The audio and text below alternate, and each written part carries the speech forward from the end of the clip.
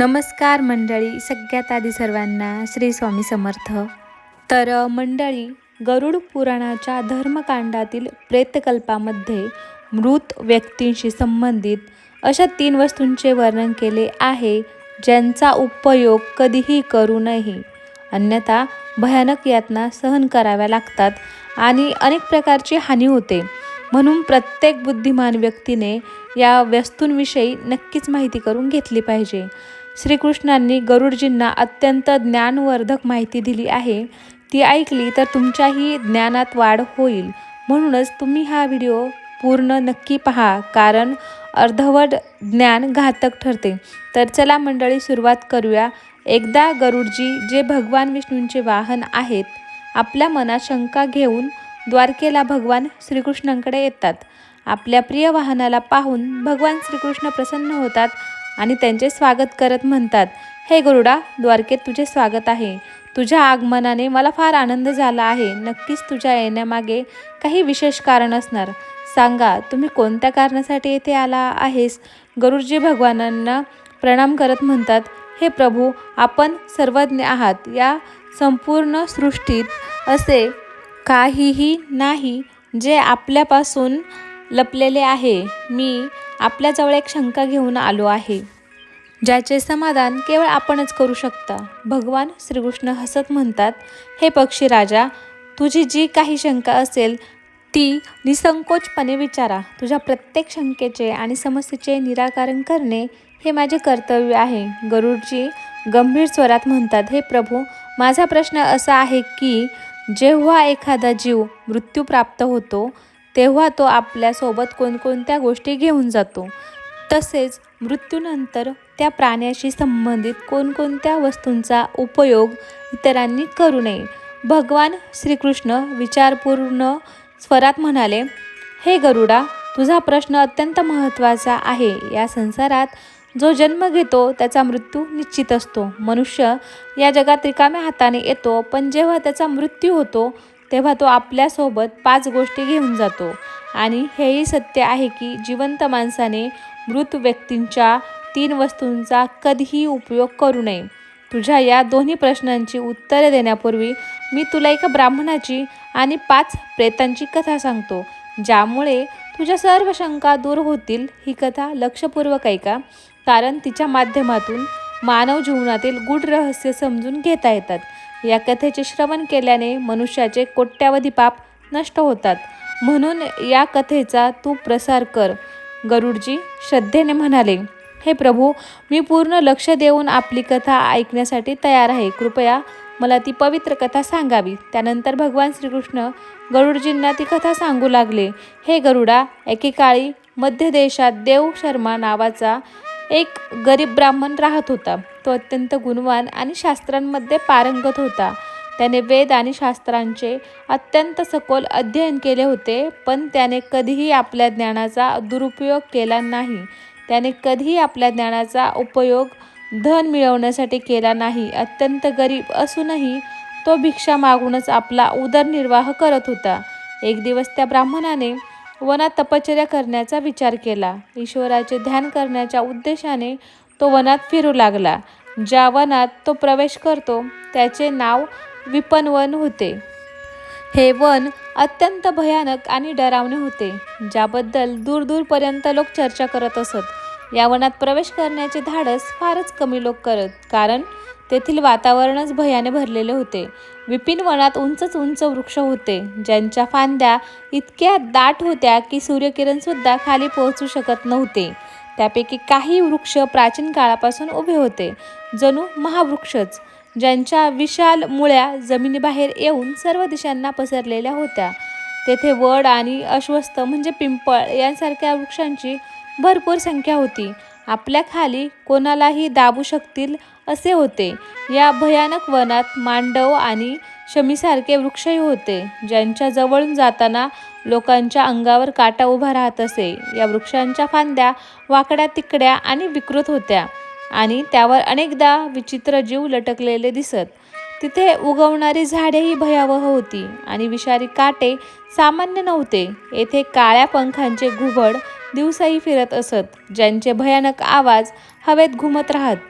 जंगली लांडगे आपल्या शिकारीच्या शोधात सतत भटकत असत आणि अंधारात त्यांचे डोळे चमकत असत. काळ्या टिपक्यांचे बिबटे आणि हिंसक अस्वलही येथे नेहमीच आढळत. पक्ष्यांमध्ये शकुनी नावाचे गिधाड आणि काळी मैना झाडांवर बसून दुरून येणाऱ्या लोकांना भयभीत करत. विपिन वनाचे संपूर्ण वातावरणच अत्यंत रहस्यमय आणि भयावह होते, जिथे प्रत्येक पावलावर मृत्यूची भीती घिरट्या घालत असे. अशा प्रकारे चालत चालत तो ब्राह्मण एका अत्यंत प्राचीन वृक्षाजवळ पोहोचतो. तेव्हा तो पाहतो की त्या वृक्षाखाली 5 पिशाच उभे आहेत. ते सर्व पिशाच त्या जंगलातून जाणाऱ्या मनुष्यांचे भक्षण करत असत. कोणीही मनुष्य त्या मार्गाने गेला की ते त्याला पकडून खाऊन टाकत. पिशाच्च असल्यामुळे त्यांच्या अंतःकरणात धर्माचा कोणताही अंश नव्हता. ते अत्यंत पापी आणि दुराचारी होते. ते कधीही कोणावर दया करत नसत. जेव्हा तो ब्राह्मण त्या वृक्षाजवळ येतो तेव्हा ते पिशाच्च एकमेकांना म्हणू लागतात, "अरे वा, पहा भाऊ, आज आपल्यासाठी ताजेतवाने भोजन येत आहे. सर्वात आधी मीच या ब्राह्मणाला खाणार. याचे मांस किती स्वादिष्ट असेल. हा ब्राह्मण केवळ सात्विक भोजन घेत असणार. यामुळे त्याच्या शरीरात कोणत्याही प्रकारचे रोग नसतील. याच्या शरीरात किडे आणि कृमीही नसतील. याचे मांस खाण्यात फार आनंद येईल. हा हा हा हा." दुसरा पिशाच म्हणतो, "या ब्राह्मणाचे भक्षण तर मीच करणार. आज अनेक दिवसानंतर शिकार हाती लागली आहे." अशा प्रकारे ते पिशाच त्या ब्राह्मणाला खाण्यासाठी पुढे येतात. पण जेव्हा तो ब्राह्मण त्या पिशाच्यांना पाहतो तेव्हा तो अजिबात भयभीत होत नाही. तो भक्त होता आणि तो ब्राह्मण सतत भगवान हरी यांचे नामस्मरण करत होता. यामुळे त्याला कोणाचेही भय वाटले नव्हते. त्या पिशाच्यांना पाहूनही ब्राह्मण भयभीत झाला नाही. तो पिशाच्यांकडे पाहत त्यांना प्रणाम करू लागतो आणि म्हणतो, "हे पिशाच्यांनो, तुम्हाला नमस्कार आहे." या ब्राह्मणांचे असे विचित्र वर्तन पाहून पिशाच्च आश्चर्यचकित होतात. विष्णुभक्त ब्राह्मणाच्या सानिध्यात आल्यावर त्यांच्या अंतःकरणातील तामसी भाव नष्ट होतो आणि ते आश्चर्याने त्या ब्राह्मणाकडे पाहू लागतात. ते त्या ब्राह्मणाला म्हणतात, "हे महात्मा, आपण कोण आहात आणि या वनात एकटेच का फिरत आहात? आम्हा पिशाच्यांना पाहूनही तुम्हाला जरासुद्धा भय वाटले नाही." मोठे मोठे शूरवीर योद्धे सुद्धा आम्हा पिशाच्यांना पाहून थरथर कापू लागतात. आम्हाला पाहून घाबरून पळून जातात. परंतु तुमच्या मनात कोणत्याही प्रकारचे भय दिसत नाही. तुमच्या सानिध्यात येताच आमची भूकही संपून गेली आहे. आम्ही तर तुम्हाला भोजन समजून आनंदी झालो होतो आणि तुम्हाला खाणार होतो. तेव्हा तो ब्राह्मण म्हणतो, "हे पिशाच्यांनो, मला तुमच्यापासून अजिबात भय वाटत नाही. कारण मला माहिती आहे की भगवान नेहमीच माझ्यासोबत आहेत आणि त्यांच्या इच्छेशिवाय झाडाचे पानही हालत नाही. जर माझा मृत्यू तुमच्या हातूनच होणार असेल तर तेही मला मान्य आहे. प्रभूंनी माझ्या नशिबात जे काही लिहिले आहे ते मला स्वीकार्य आहे. मला खाल्ल्याने जर तुमची तृप्ती होत असेल तर मी ते माझे सौभाग्य समजेन. या संसारातील प्रत्येक प्राण्याला सुख देणे आणि त्यांची तृप्ती करणे हेच प्रत्येक मनुष्याचे कर्तव्य आहे. पिशाचही ईश्वरानेच निर्माण केलेले आहेत. त्यामुळे मी तुमची निंदा कशी करू शकतो?" ब्राह्मणाचे असे शब्द ऐकून ते सर्व पिशाच आश्चर्यचकित होतात आणि त्या ब्राह्मणाला म्हणतात, "हे ब्राह्मणदेव, तुमचे शब्द अत्यंत सुंदर आहेत. ते ऐकूनच आमची तृप्ती झाली आहे. आम्ही तुमचे भक्षण करणार नाही. कृपया आम्हाला सांगा की आपण कोण आहात आणि कोणत्या कारणाने या वनात फिरत आहात." तो ब्राह्मण म्हणतो, "हे पिशाच्यांनो, माझे नाव देवशर्मा आहे आणि मी प्रभूंची भक्ती करण्यासाठी या वनात योग्य स्थान शोधत होतो. परंतु तुम्हाला पाहून असे वाटते की तुम्ही फार दुःखात आहात. मला सांगा, कोणत्या कारणामुळे तुम्हाला पिशाच्च योनी प्राप्त झाली? जर मी तुमची काही मदत करू शकत असेन तर कृपया जरूर सांगा. माझ्या सामर्थ्यानुसार जे काही शक्य होईल तेवढी मदत मी नक्की करीन." ब्राह्मणाचे शब्द ऐकून ते सर्व पिशाच स्तब्ध होतात आणि म्हणतात, "हे द्विजश्रेष्ठ, तुम्हाला पुन्हा पुन्हा प्रणाम आहे. आम्ही सर्वजण आमच्या पाप कर्मांमुळेच पिशाच्च झालो आहोत. आम्ही आमच्या पितरांचा अपमान केला होता. त्यामुळेच आम्हाला ही पिशाच्च योनी प्राप्त झाली आहे. कधी आम्हाला या पिशाच्च देहातून मुक्ती मिळेल हे आम्हालाही माहीत नाही. मनुष्यरूपात असतानाही आम्ही खूप पापे केली होती आणि पिशाच्च झाल्यानंतर तर आम्ही असंख्य पापे केली आहेत. कित्येक निरपराध मनुष्य आणि प्राणी आम्ही मारून खाल्ले आहेत. त्यामुळे आम्हाला असे वाटते की आम्हाला कधीही पिशाच्य योनीतून मुक्ती मिळणार नाही. तेव्हा ब्राह्मण म्हणतो, हे पिशाच्यांनो, मी तुमची व्यथा समजू शकतो. कृपया मला सांगा, मी कोणत्या प्रकारे तुम्हाला मुक्ती देऊ शकतो. मी मध्य देशात राहणारा देवशर्मा नावाचा ब्राह्मण आहे. मी अनेक तप, व्रत आणि उपवास केले आहेत. त्यामुळे तुमच्या मुक्तीसाठी जर कोणते व्रत किंवा उपवास आवश्यक असतील तर मला जरूर सांगा, ते मी नक्की करण्याचा प्रयत्न करीन. ब्राह्मणाचे शब्द ऐकून त्या पिशाच्यांना समजते की हा ब्राह्मण त्यांचाच वंशज आहे. ते पिशाच त्या ब्राह्मणाचे आजोबा परदाजे होते, जे पापकर्मामुळे पिशाच झाले होते. श्रीकृष्ण म्हणतात, हे गरुडा, अशा प्रकारे त्या पिशाच्यांना समजते की तो ब्राह्मण त्यांचाच वंशज आहे. त्यानंतर ते सर्व पिशाच आपल्या पापकर्मांविषयी सांगू लागतात. पहिला पिशाच, ज्याचे नाव उचित होते, तो पुढे आला. त्याचे शरीर मांस आणि रक्ताने माखलेले होते आणि त्यांच्या डोळ्यात अधर्माची अग्नी प्रज्वलित होत होती. तो थरथरत असलेल्या ब्राह्मणाला म्हणाला, माझे नाव उंची असे पडले कारण मी नेहमी इतरांनी उरलेले आणि झुटे अन्न खात असे. माझ्या पूर्वजन्मात माझे नाव बृहस्पती होते आणि मी तुझा 5 पिढ्यांपूर्वीचा पूर्वज होतो. एक काळ असा होता की मी फार विद्वान आणि आदरणीय ब्राह्मण होतो. मी यज्ञ आणि अनुष्ठाने केली होती, पण हळूहळू माझी लालसा वाढत गेली. लोकांनी टाकून दिलेले अन्न खायची मला सवय लागली. इतरांच्या उष्ट्या अन्नात मला चव वाटू लागली. हे अधर्म आहे हे माहीत असूनही मी उष्ट्या अन्नाचे आदानप्रदान सुरू केले.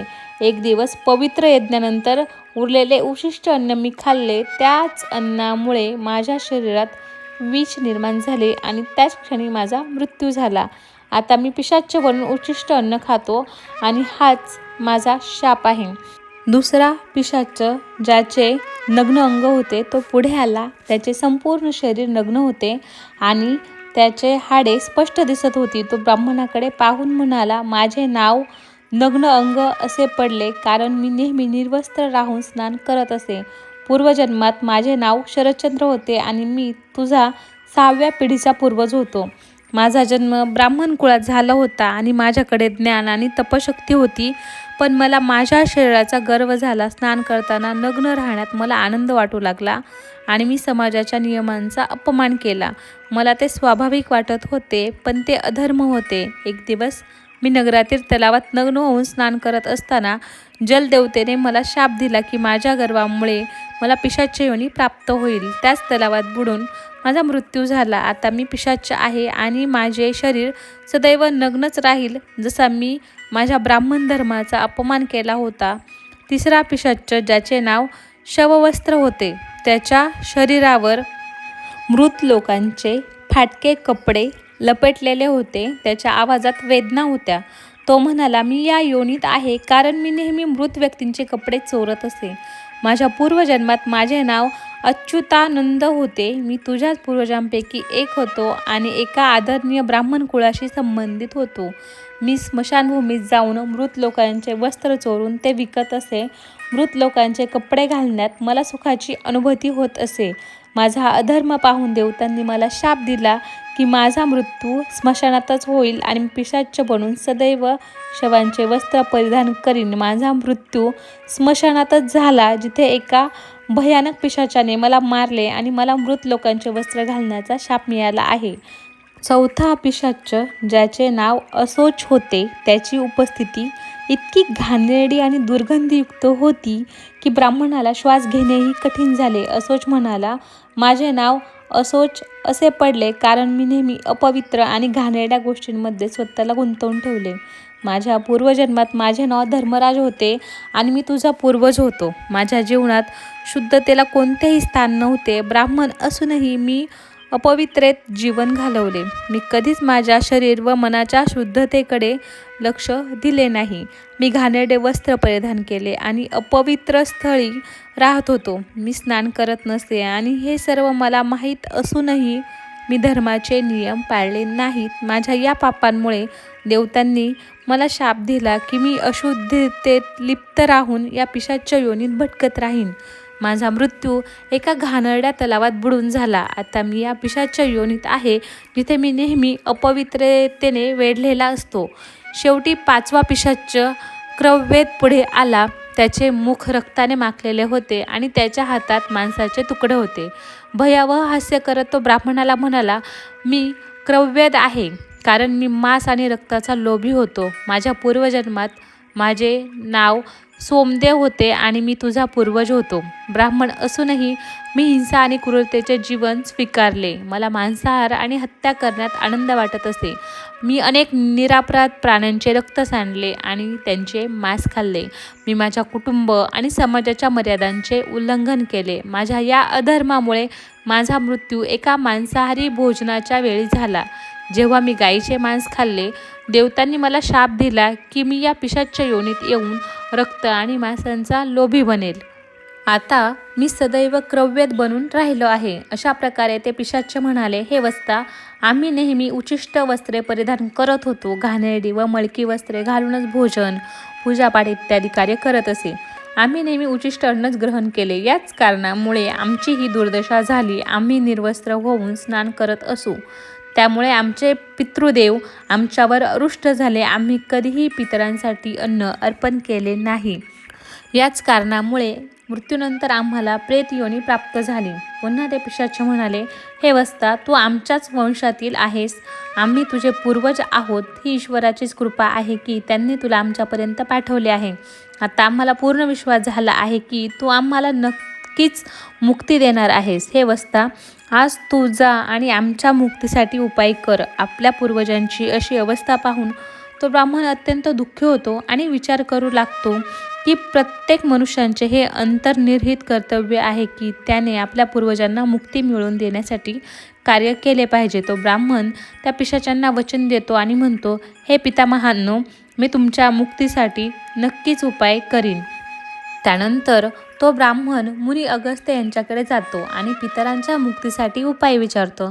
मुनी अगस्त्य त्या ब्राह्मणाला पितरांच्या मुक्तीसाठी करण्यात येणाऱ्या तर्पण, श्राद्ध, पिंडदान, दानधर्म इत्यादी क्रियांबद्दल सांगतात. त्यानंतर तो ब्राह्मण पवित्र नदीच्या तीरावर जाऊन आपल्या पूर्वजांसाठी त्या सर्व क्रिया करतो ज्या मुनी अगस्त्यांनी सांगितलेल्या असतात. तो प्रथम नदीच्या पवित्र जलाने तर्पण करतो, मग नदीकाठी बसून पिंडदान करतो आणि आपल्या क्षमतेनुसार दानधर्म करतो. अशा प्रकारे त्या ब्राह्मणाने तर्पण आणि दानधर्म केल्यामुळे हे सर्व पिशाच्य मुक्त होतात आणि स्वर्गाकडे प्रस्थान करतात. त्यानंतर श्रीकृष्ण गरुडाला म्हणतात, हे गरुडा, म्हणूनच मनुष्याने कधीही उचिष्ट वस्त्रे परिधान करू नयेत, म्हणजेच घाणेरडी व मळकी कपडे घालू नयेत.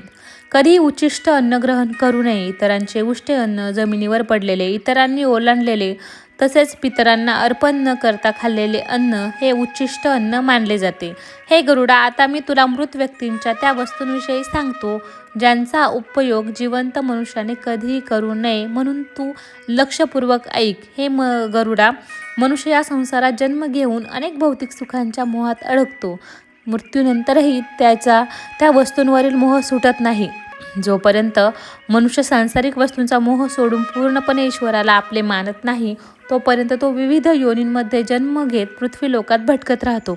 कधीकधी हा मोह इतका प्रबळ असतो की मृत्यूनंतरही तो त्याच पृथ्वीलोकात भ्रमण करत राहतो, म्हणजेच तो प्रेत योनी धारण करतो. जर एखाद्या मनुष्याचा अकाली मृत्यू झाला तर तोही प्रेत योनीत जातो आणि प्रेत बनून आपल्या कुटुंबातील लोकांना दुःख देऊ लागतो. अनेक वेळा मनुष्य आपल्या मृत नातेवाईकांच्या वस्तू त्यांच्या आठवणी म्हणून स्वतःजवळ ठेवतो किंवा त्या वस्तूंचा वापरही करू लागतो. पण मनुष्याने मृत व्यक्तींच्या काही वस्तूंचा उपयोग कधीही करू नये, कारण त्या वस्तूंशी त्या मृत व्यक्तीची ऊर्जा जोडलेली असते. त्या मृत व्यक्तीचा त्या वस्तूंवर अतिशय मोह असल्यामुळे तो मृत्यूनंतरही त्या वस्तूंशी जोडलेला राहतो आणि जर कोणी त्या वस्तूंचा उपयोग केला तर त्याला अनेक अडचणींना सामोरे जावे लागते. ती मृत आत्मा त्याला विविध प्रकारे त्रास देऊ लागते.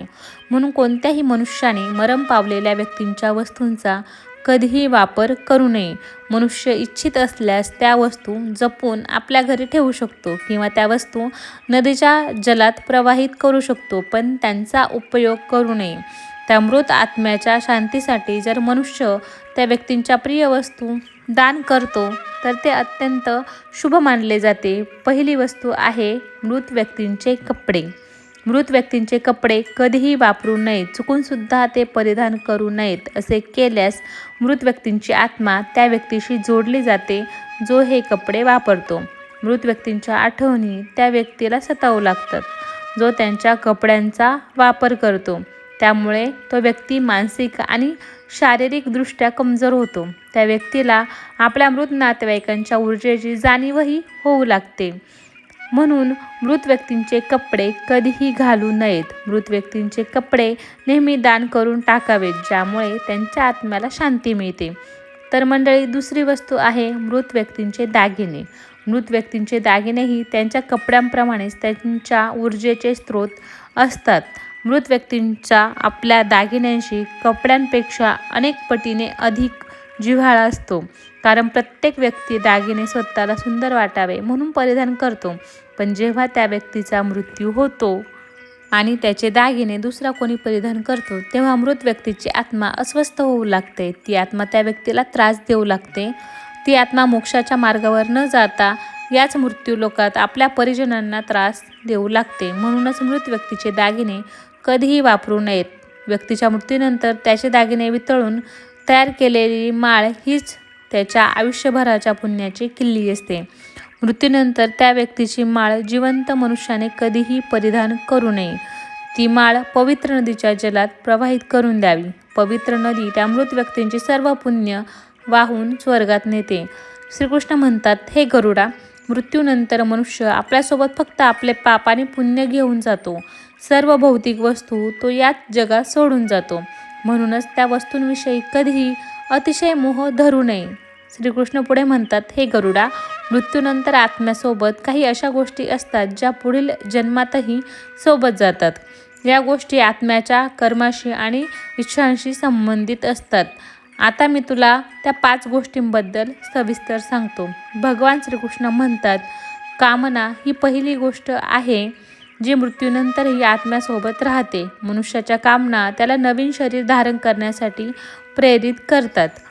कामना ही अशी शक्ती आहे जी आत्म्याला सतत नवीन शरीराच्या शोधात ठेवते. जेव्हा एखाद्या व्यक्तीचा मृत्यू होतो तेव्हा त्याच्या इच्छा त्याच्यासोबत जातात आणि त्या इच्छाच पुढील जन्मात पुन्हा कार्यरत होतात. कामनेला एक प्रकारची चंचल ऊर्जा मानले जाते जी आत्म्याला सांसारिक जीवनाच्या चक्रात बांधून ठेवते. जर मनुष्य आपल्या सर्व इच्छांचा त्याग करतो तर त्याला मोक्षप्राप्ती होऊ शकतो.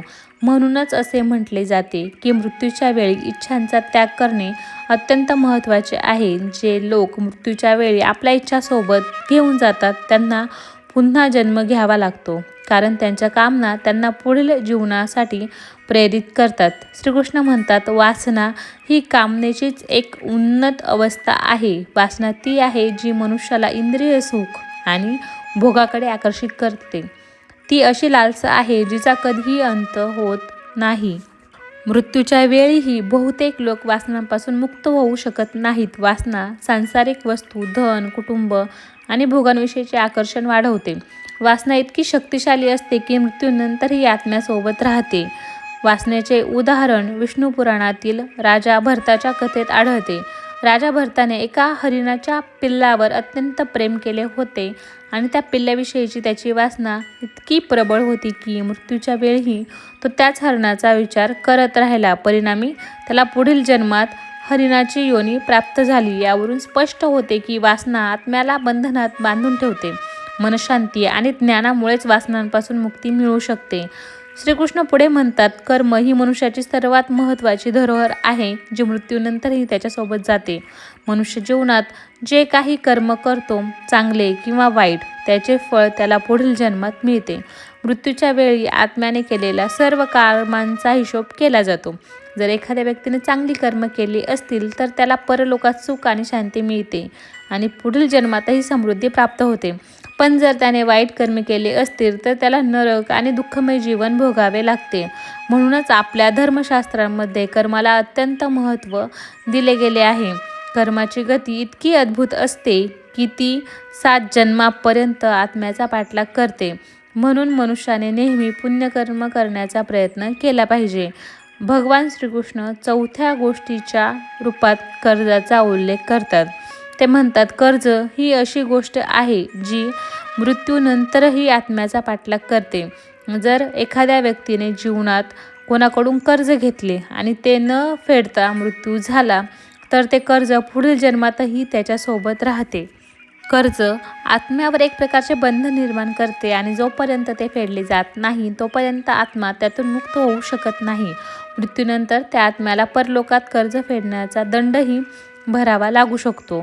पूर्वजन्मात कर्जामुळे व्यक्तीला शारीरिक आणि मानसिक दुःख सहन करावे लागू शकते. म्हणूनच धर्मशास्त्रांमध्ये सांगितले आहे की जीवनात घेतलेली सर्व कर्जे फेडूनच मृत्यूकडे वाटचाल करावी, जेणेकरून आत्मा पुढील जन्मात या ओझ्यापासून मुक्त होईल. शेवटी भगवान श्रीकृष्ण गरुडजींना भक्तीचे महत्त्व सांगतात. ते म्हणतात, भक्ती हा तो पवित्र मार्ग आहे जो आत्म्याला ईश्वराशी जोडतो. जो मनुष्य मनोभावे भगवंताची भक्ती करतो त्याच्या आत्म्याला मृत्यूनंतरही त्या भक्तीचे फळ प्राप्त होते. भक्ती हीच ती शक्ती आहे जी आत्म्याला जन्म मरणाच्या चक्रातून मुक्त करू शकते आणि मोक्ष प्रदान करू शकते. भक्तीने भरलेले हृदय मृत्यूनंतरही ईश्वराच्या सानिध्यात राहते. म्हणूनच भक्तीला जीवनातील सर्वात पवित्र साधन मानले गेले आहे. अशा प्रकारे भगवान श्रीकृष्णांनी गरुडजींना सांगितले की मृत्यूनंतर आत्म्यासोबत कामना, वासना, कर्म, कर्ज, पुण्य आणि भक्ती या गोष्टी राहतात. या गोष्टी आत्म्याला जीवनचक्रात बांधून ठेवतात किंवा मोक्षाच्या दिशेने नेतात. तर मंडळी, अशा प्रकारे श्रीकृष्णांनी गरुडजींना अत्यंत महत्त्वाचे ज्ञान दिले आहे. तर मंडळी, या पवित्र कथेतून आपल्याला एकच महान संदेश मिळतो. जीवन क्षणभंगूर आहे, पण कर्म, भक्ती आणि सदाचार अमर आहेत. जे आपण आज पेरतो तेच उद्या आपल्याला आत्म्याचा मार्ग ठरवते. म्हणूनच इच्छा, आसक्ती आणि लोभ यांचा त्याग करून शुद्ध मनाने ईश्वराची भक्ती करा, सत्कर्माचा मार्ग स्वीकारा आणि आपल्या पूर्वजांचा सन्मान करा. भगवान श्रीकृष्णांच्या या दिव्य उपदेशातून आपले जीवन उजळावे, आपल्या कर्मांना दिशा मिळावी आणि आपल्या आत्म्याला शांती लाभावी, हीच स्वामींच्या चरणी प्रार्थना. तर मंडळी, तुम्हाला आपला आजचा माहितीपूर्ण व्हिडिओ कसा वाटला नक्की कमेंट करून सांगा. आवडला असेल तर एक लाईक नक्की करा, आपल्या प्रियजनांसोबत शेअर करा आणि व्हिडिओ शेवटपर्यंत पाहिल्याबद्दल धन्यवाद. श्री स्वामी समर्थ.